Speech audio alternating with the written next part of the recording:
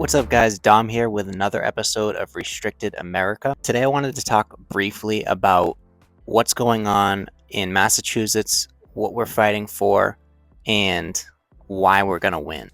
I know a lot of people have been talking recently, anyone making YouTube videos about the recent gun bill in Massachusetts, 4885, and they're mostly talking doom and gloom, like Massachusetts residents are never going to get their rights back. I feel like a lot of people in Massachusetts believe this as well, that we're not going to win this fight, that there's no hope. But I do want to assure everybody that there is hope, and we're going to fight this thing, and we're going to win this thing. Now, I've made a couple videos now of what GOAL is currently doing. If you don't know GOAL, it's Gun Owners Action League, and they're based in Massachusetts. The first thing they're doing is forcing a referendum, or trying to force a referendum, on the recent bill passed, 4885. They want to force it onto the ballot as a ballot question come November. They need at least 50,000 signatures, but they want 70,000 because the state normally disqualifies many of those. Petitions as of right now are not available yet. They're going to be in person at gun stores and gun clubs / leagues all across the state when they are available. I've heard of some people getting them online digitally so far, but I don't think those actually count. I think you need them to sign them in person. They need to be verified. So only people that are Massachusetts residents can sign it, and registered voters as well. So if they can get this within the time frame, all signed up, they get at least 50,000 signatures. This will put a hold on the bill until we can vote on it. So that would be the first chance we could vote on it is November. So this presidential election will have that as a ballot question. It's obviously very early in the process, so it's yet to be determined what the actual ballot question is going to be, how it's going to be phrased, who's actually going to be writing it, and if it's going to be a yes or no. Obviously, we want to know if we're going to vote yes or no. So once that more information is available, I'm definitely going to be posting it. I want everyone to be as informed as I am, and even more informed if possible. So a lot of people are doubting this. They're saying that, this isn't going to work. People in Massachusetts are going to vote no. I definitely understand where you guys are coming from, because there is a saying that in Massachusetts, vote blue no matter who, and that usually goes along with ballot questions as well. But you'd be surprised how many ballot questions have actually gone the other way. Sometimes Massachusetts does vote the other way, especially on ballot questions. But regardless of this, even if we vote to uphold this unconstitutional gun bill and it goes into law after this, it actually creates a huge court precedent to overturn it, because we can't, according to the Constitution, we can't vote our rights away, which that's exactly what we would be doing if we voted to uphold this gun bill. You would have seen that in Oregon in the past year. I actually did a little YouTube short on it, and I actually was reminded of it by Toby Leary, who just did a couple Q&As, and I've been watching them, and he was mentioning that the Oregon Supreme Court had upheld that judge's judgment. You'd have to read about it. I'm not going to go too into it right now, just for time purposes, but basically they overturned a gun bill that they had voted on a ballot question to uphold.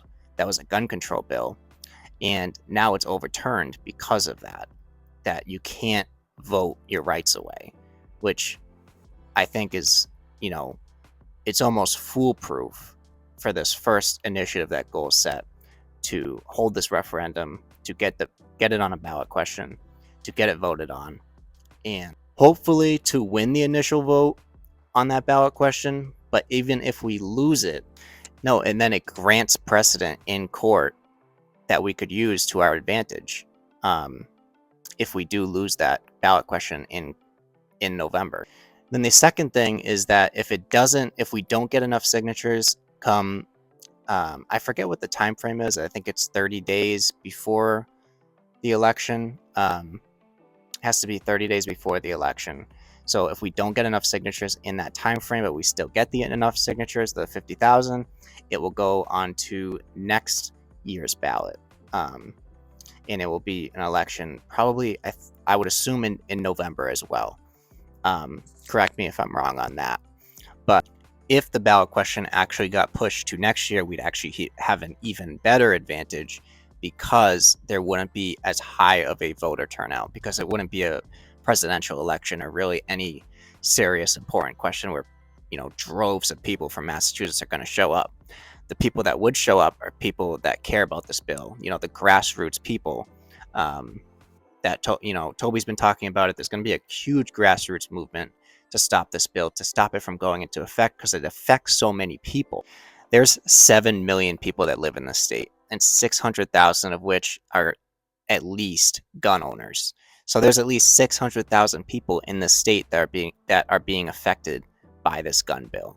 And I know you might say, okay, all 600,000 people, but I'm saying that, yeah, this is going to affect everybody. And this is even going to affect people that don't live in this state. It's affecting non-residents that hunt here. It's affecting non-residents that just carry through here. But it's ridiculous.